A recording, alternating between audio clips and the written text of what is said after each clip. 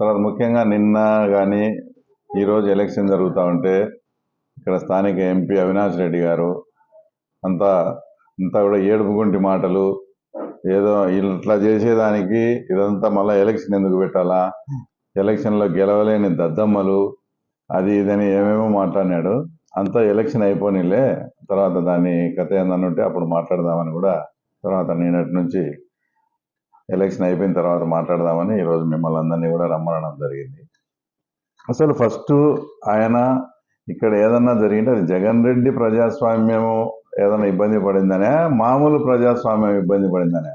జగన్మోహన్ రెడ్డి ముఖ్యమంత్రి అయినాక రాష్ట్రంలో 2 ప్రజాస్వామ్యాలు ఉన్నాయి. అంటే ప్రజాస్వామ్యానికే కొత్త భాష్యం. జగన్ రెడ్డి ప్రజాస్వామ్యము, ఆ తర్వాత అంతకుముందు ఉండే రెగ్యులర్గా ఉండే ప్రజాస్వామ్యం. మీరు మీ ఇష్టం వచ్చినట్లు 30 ఏళ్ళ నుంచి, తర్వాత గత గవర్నమెంట్ వచ్చినప్పుడు మీరు ముఖ్యమంత్రి అయినప్పటి నుంచి కూడా ఎండిఓ ఆఫీసుల దగ్గర కూడా ఎలక్షన్ వస్తే పంచాయతీ ఎలక్షన్స్ జీపులు అడ్డపెట్టి కుర్చీలు వేసుకొని కూర్చొని మా కార్యకర్తలు కానీ మా లీడర్స్ ఎవరన్నా నామినేషన్ అయినపోతే నామినేషన్లు కూడా చించేసి ఈ రకమైన దౌర్జన్యాలు చేసిన తర్వాత మీరు దద్దమ్మలు, మేము కాదు. మా కార్యకర్తలు కానీ ఈరోజు మా కార్యకర్తలు కానీ మా నాయకులు కానీ మొత్తం అంతా కూడా హీరోలు. ఏ ఒక్కరు కూడా వైసీపీకి చెందినోడు ఎంఆర్ఓ ఆఫీస్ కాడికి పోయి మేము ట్యాక్స్ కట్టుకోవాలని కానీ మేము నామినేషన్ వేయాలని కానీ ఒక్కడు ఎవడన్నా వచ్చినాడా? మీరు దద్దమ్మలు, మేము కాదు. గతంలో ఎవరిని రానికుండా చేసిన దానికి అప్పుడు మీరు దద్దమ్మలే. ఈరోజు ఎస్ మేము మీరు చెప్పిన దాంట్లో ఇది తప్ప ఒప్పని కాదు, ఎస్ మేము చేసినాం, మేము చేస్తాం కూడా.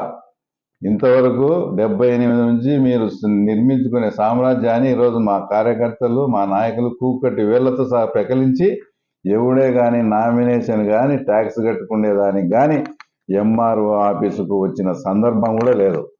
ఒక్కసారి ఇక్కడ ఇదంతా ఎవరు పోటీ చేసేదానికి కూడా ఎవరు కూడా రాలేదు. కాబట్టి ఈ డొల్లతనం అంతా బయటపడతాదని చెప్పి రాష్ట్ర వ్యాప్తంగా కూడా బాయ్కాట్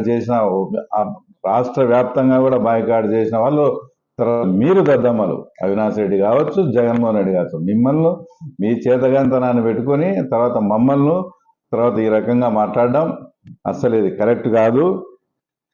మా ముఖ్యమంత్రి మమ్మల్ని కంట్రోల్ చేస్తా ఇంకా మమ్మల్ని చేస్తున్నాడు కాబట్టి పులిందల్లో కూడా మీరు ఇంకా ఆ రకంగా ఉంది. ఎందుకంటే మా ముఖ్యమంత్రి మీద గౌరవంతో ఉండాలి. మా ముఖ్యమంత్రి మమ్మల్ని కంట్రోల్ చేయకుండా మాకు ఫుల్ పవర్ కనిస్తే ఆ సినిమా వేరే రకంగా కూడా ఉంటుంది. హెచ్చరిస్తాం. ఏమి ఇక్కడ నుంచి ఈరోజు నిన్న ఎట్లా జరిగినాయో ఒక్కడు కూడా నామినేషన్ వేసేదానికి కానీ ట్యాక్స్ కట్టించుకునే దానికి కూడా రాలే. భవిష్యత్తులో కూడా మా కార్యకర్తలకు నేను ఇన్ఛార్జ్ తీసుకునే రోజే నేను ప్రమాణం చేసిన తెలుగుదేశం పార్టీ కార్యకర్త కానీ తెలుగుదేశం నాయకులు కూడా మీసం మెలేసి మేము తెలుగుదేశం రా అని అనిపించేట్టుగా మీ గౌరవం కాపాడుతామన్నాం. ఈరోజు ఇంత జరిగినా కూడా ఏ ఒక్కరు కూడా గతంలో వాళ్ళు అట్లా చేసినారు తర్వాత వీళ్ళు ఇట్లా చేస్తున్నారులే అని మమ్మల్ని ఎవడే కానీ అందరూ కూడా సమర్థించడంలే. అంటే మీ పరిపాలన తర్వాత మీది ఆ రకంగా ఉన్నది.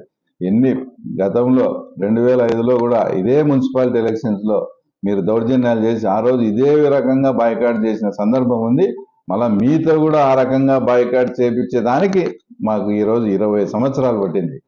తర్వాత మీరు ఈ మధ్య ఆ పుష్ప సినిమా చూసారా? దాంట్లో విలన్ పుష్ప సారీ చెప్తే టేప్ రికార్డ్ ఆన్ చేసుకొని పుష్ప సారీ చెప్పినాడని ఆనందంగా వింటాడు. అలాగా ఈరోజు అవినాష్ రెడ్డి నోటి నుంచి మేము కలెక్టర్కు లేఖ రాసినాం, అది రాసినాం, మమ్మల్ని ఇది చేయలే అని ఆ ఏడుపుగుంటి మాటలు వింటే మా కార్యకర్తలకు కూడా చాలా శ్రవణానందంగా ఉంది.